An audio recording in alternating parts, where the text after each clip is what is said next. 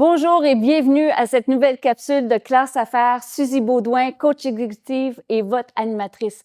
Pour cette capsule, je rencontre Patrick Benoît de la ferme Patrick Benoît à Saint-Robert.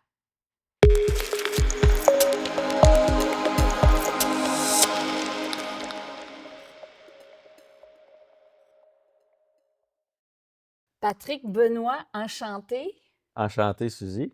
Merci de nous recevoir. On est à votre ferme Patrick Benoît à Saint-Robert, Oui, 800 acres. oui, C'est 3,3 km². On avait oui, calculé un peu tantôt. oui, c'est 21 ça. ans d'existence. Oui, depuis Félicitations. 2003. Merci beaucoup, Suzy. C'est un bel accomplissement. Une belle ferme à Saint-Robert. On prend un petit rang là, que moi, je viens juste de découvrir. Fait que c'est le fun. On est dans la nature. Oui, je suis au bout du petit rang dont tu parles, le petit rang étier. Étier, Oui. c'est ça. Je suis curieuse. Comment ça a commencé tout ça? Si je disais, là, il était une fois Patrick, on partirait d'où? Ah, mon Dieu, bon. Patrick est né à Saint-Jude, dans une région agricole tout près de Saint-Hyacinthe. Dès l'âge de 6 ans, mes parents ont acheté une ferme laitière à Yamaska, dont j'ai grandi là jusqu'à l'âge de 30 ans. Tout jeune, je jouais dans mon carré de sable avec mes petits Ah ouais, tracteurs. là, aujourd'hui, on en a plein des tracteurs. Maintenant, c'est plus des petits tracteurs. Ils Hein, ont grossi ils depuis ont le temps. grossi depuis. Oui, oui.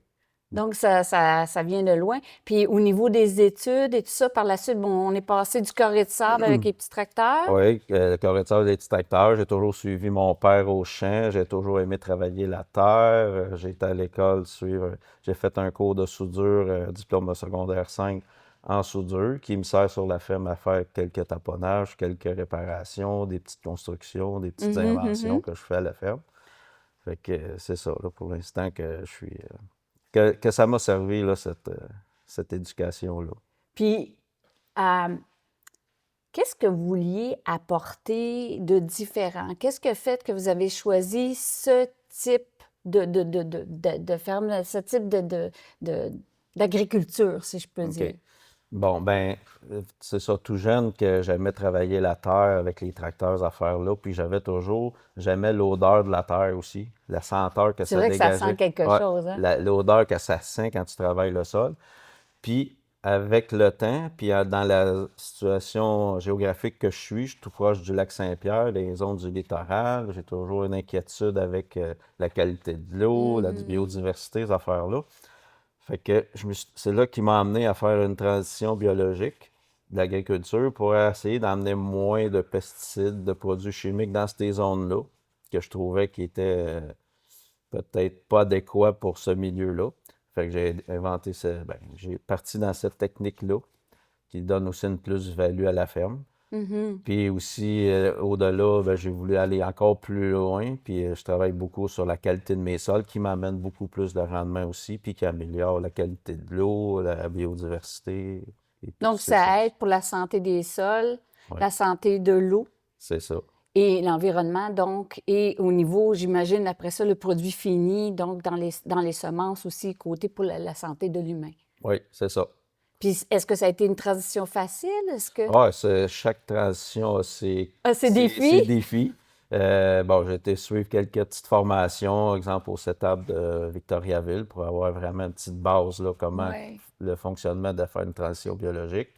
Après ça, ben, ça a été du essai-erreur, puis beaucoup tu sais, je suis quelqu'un qui remarque beaucoup, qui Oui. analyse beaucoup. Fait que c'est avec ça que j'ai fait évoluer l'entreprise, là, vers qu'est-ce qu'elle fait aujourd'hui, là. Parce qu'il faut toujours rester à la fine pointe, non, au niveau des formations, comme vous l'avez C'est dit, ça. mais aussi de la technologie. Oui. D'ailleurs, vous avez inclus, il y a beaucoup de technologie dans la ferme Oui, aujourd'hui. c'est sûr que pour pratiquer une agriculture biologique, ça demande beaucoup de désherbage mécanique, de choses. Il faut être vraiment très précis, passer proche des plants. C'est là qui m'a amené à m'équiper avec des tracteurs qui ont équipé de systèmes auto-track, Oui. guidés par GPS, des capteurs de rendement sur la moissonneuse pour récolter, voir aussi des problématiques dans les champs, des zones de rendement aussi pour savoir vraiment où c'est il faut évoluer, où c'est qu'il faut améliorer les champs aussi. puis Fait que, tout ça. si je comprends bien, il y a une de vos machines, ou votre machinerie est guidée par des GPS, Oui, puis il y a oui. une intelligence qui fait en sorte que vous êtes capable de voir les parties de vos champs qui sont plus secs, plus peut-être avec Ouais, des ben, enjeux ou quoi souvent, que ce ça va soit, être plus des zones d'égouttement, de sécheresse, mauvais OK. égouttement, qualité du sol aussi, voir pourquoi que si l'égouttement est parfait, mais pourquoi que cette zone-là pousse moins que l'autre, ben, des fois, c'est vraiment à cause du sol. Y a-t-il de quoi améliorer là? Ben, Oui. amener une plante pour améliorer cet espace-là qui peut être problématique. C'est vraiment rendu loin. C'est Ça l'avance, vraiment, ça ça à l'avance. l'avance. Ça l'avance beaucoup, l'agriculture, oui. Mm. À quoi ça ressemble une journée typique? Parce que moi, je viens pas d'une famille d'agriculteurs ou de OK. fermiers. J'ai vu des films, comme tout Ouais. le monde. OK, ouais. Apparemment, vous vous levez avant des fois le chant du coq, vous dormez tôt, vous êtes épuisé, vous travaillez dans les champs toute la journée. À quoi ça ressemble dans la vraie vie, là, dans la vraie vie? Bon. Mettons par saison, là, à quoi ça ressemble une journée typique? Bon, c'est sûr que quand on est dans le milieu de grande culture, bon, il y a du monde qui dit, ah, vous travaillez 3 mois par année. C'est pas tout à fait C'est ça. pas tout à fait ça. Bon, on a des belles machineries. Comme on disait tantôt, j'ai 8 beaux gros tracteurs. Bon, ben, ces tracteurs-là, il faut les payer. L'hiver, on fait du déneigement avec certains de nos tracteurs. Qui nous demandent d'avoir un horaire, ben on connaît qu'on ne sait pas quand la neige tombe. Fait que c'est des horaires qui sont De vraiment nuit, de variés, jour, c'est ouais, ça. c'est ça, selon là. Par contre, ça nous permet de se reposer quand même un peu en hiver, de voir qu'est-ce qu'on va faire les années suivantes, de Donc, faire préparer préparer sa l'année, stratégie. c'est ça, préparer OK. la stratégie, voir qu'est-ce qu'on va faire dans le futur, faire des réparations, Ah des ouais. améliorations, des fabrications d'équipements pour. Avec justement la soudure. C'est ça, avec le cours de soudure que j'ai suivi, là, ça m'aide à fabriquer d'inventer des choses pour améliorer là, mon sort. Puis aussi, c'est ça, je La profite de. semence, est-ce que la semence, c'est l'hiver que les gens Ben les ouais, achètent? moi c'est ça, je suis représentant pour AgroCentre en vente des semences pour des producteurs du coin. Puis on vend ça toujours en automne, après la saison des récoltes, OK. pour que les compagnies aient le temps de monter les semences pour être capable de fournir aux producteurs pour la saison suivante, au printemps. Fait qu'on fait ça pendant la période plus tranquille, avant Noël, assez souvent, les producteurs des meilleurs escomptes. Fait qu'on passe voir nos producteurs pour faire la vente de semences. Puis moi aussi, en même temps, je prépare ma saison. Votre saison. C'est ça. Puis, au niveau de la fameuse saison, ça commence quand? Ça? Au mois de mars, au mois Bon, d'avril? ben, si on parle de cette année, en 2024, on a un printemps quand même très hâtif. On était encore au mois de mars, puis on commençait à aller dans les champs, semer les trèfles dans les blés d'hiver. On en a fait encore la semaine dernière, là. Déjà semé le trèfle? Le trèfle est déjà semé dans les champs de blé d'automne. En fin mars, début avril, c'est quand même assez exceptionnel, mais ça Oui. se fait quand même tôt dans cette période-là. Puis là, les prochains jours à venir, ça va être de semer les céréales de printemps. Donc, on parlait du blé. Ouais, là, on parle de blé, d'avoine, pois.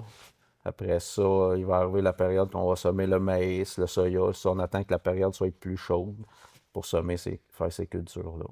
Puis, tout ce que vous cultivez, après ça, c'est vendu. C'est vendu à travers une association, un Oui, organisme? dépendant des cultures qu'on fait. Il y a des acheteurs, mettons si je prends l'exemple de la production de soya. Moi, je fais la production de soya pour Prograin. Prograin achète ma récolte, qu'eux autres vont revendre à des acheteurs étrangers. C'est souvent, ça s'en va vers la Chine ou le Japon, qu'eux autres vont transformer pour faire de la nourriture. Parce que vu que je suis en régie bio, ben, tout mon soya est pour la transformation pour les humains, les Pour les aliments. humains. Le maïs que je produis à la ferme, ben lui, il s'en va pour la production animale biologique. Fait que c'est des commerçants qui achètent mon produit, que je commercialise, là, soit OK. par AgroCentre, soit par Puis moi-même ils en font de la personnel. farine pour nourrir C'est les ça, animaux, etc. Ça c'est va ça. dans, Ils ça font de va la dans transformation. la nourriture pour les animaux, C'est etc. ça. OK. Le blé, lui, est fait pour le pain. C'est du blé planifiable que je OK, fais. pour l'humain. C'est sûr que faire du blé, ben, ça demande une classification. Des fois, il passe pas pour le planifiable, donc il va s'en aller pour l'animal, mais toujours en production biologique, vu que je suis en production biologique. Puis l'avoine pois que je vais semer, ben ça va être je vais m'en servir pour faire des engrais verts sur la ferme à l'automne, qui me fait une culture de couverture pour améliorer la qualité de mes sols. Wow! Beaucoup de produits et de sous-produits. J'adore la diversification. Merci, Sylvie. C'est important de se diversifier pour survivre. Puis en parlant de survie, j'entends beaucoup ces temps-ci parler de la détresse des fermiers puis des Oui, agriculteurs. oui, oui, cet hiver, là, Pouvez-vous ça m'en brasse beaucoup. parler un peu de qu'est-ce qui se passe, les risques, tous les défis auxquels vous, Patrick, mais aussi l'industrie Oui, oui. et Bon, c'est sûr que là, les producteurs, il y en a beaucoup qui sont à bout de souffle. Le taux d'endettement des entreprises agricoles est très, très, très élevé. La relève a de la misère à être capable d'avoir des fermes, de s'acheter des d'acheter une fermes, ferme, d'acquérir, d'acquérir des fermes, c'est ouais. ça, d'avoir une ferme, de se partir. Bon, on a les taux d'intérêt qui sont hauts. La rareté des terres qui crée une augmentation des coûts.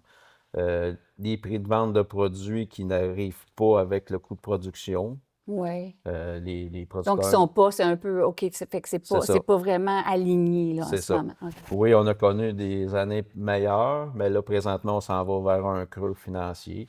Des changements climatiques qui ont amené des récoltes un peu moindres. L'année passée, on a eu vraiment une saison vraiment, mais vraiment pas bonne dans notre coin ici. Beaucoup de pluie l'année Beaucoup de passée. pluie, des récoltes qui sont disparues, pas de rendement.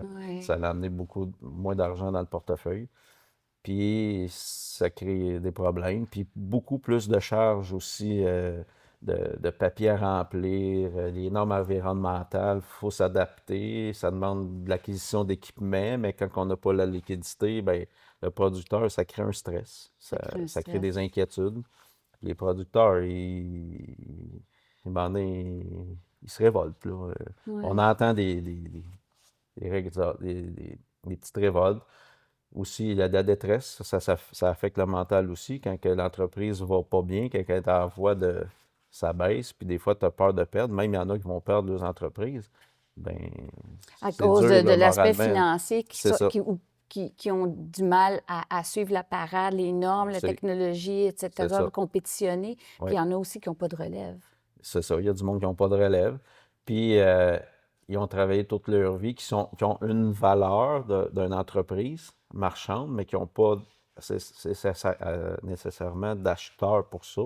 À moins de vendre à une grosse compagnie, mais des fois, on ne veut pas faire ça parce qu'on aimerait que ça continue, notre petite entreprise qu'on a Ouais. montée, ces choses-là.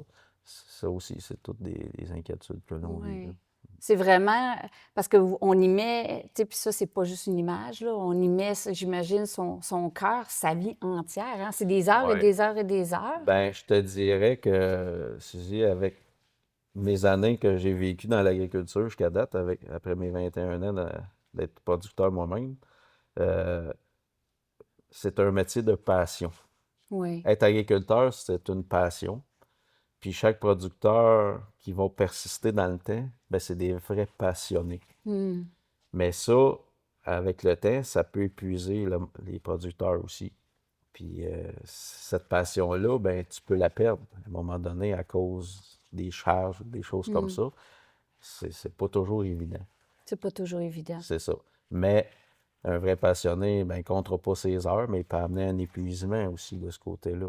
Mais le Oh, stress c'est financier, ça. là, je dis, on regardait un petit peu plus tôt les machineries, là, on est entouré de machineries, Ouais. puis on va faire des captations tantôt, mais Mm.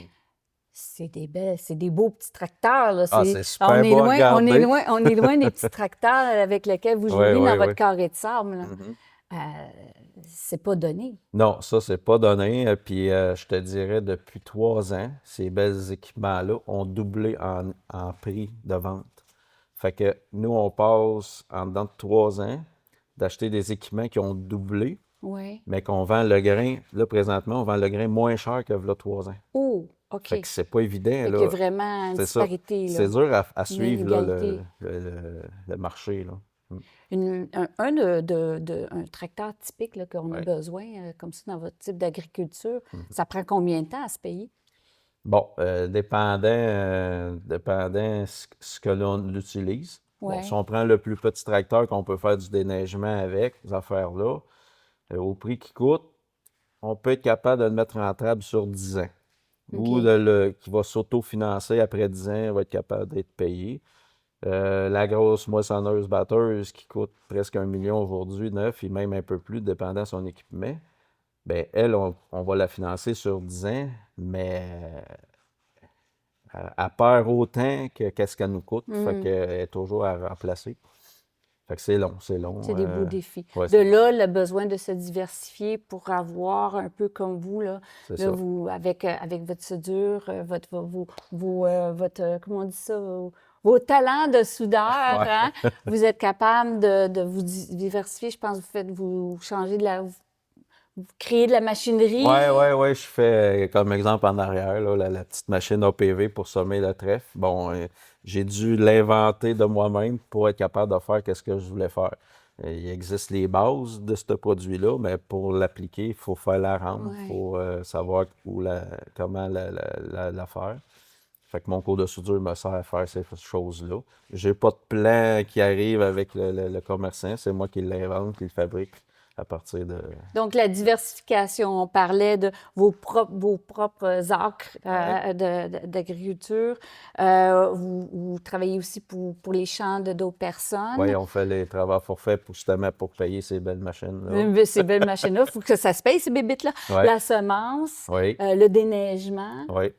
Ben, Ouais, c'est ça, tu sais, quand j'ai commencé, j'ai parti la ferme de zéro. Mes parents étaient trop jeunes pour prendre leur retraite, fait que moi, j'ai parti puis j'ai volé de mes propres ailes.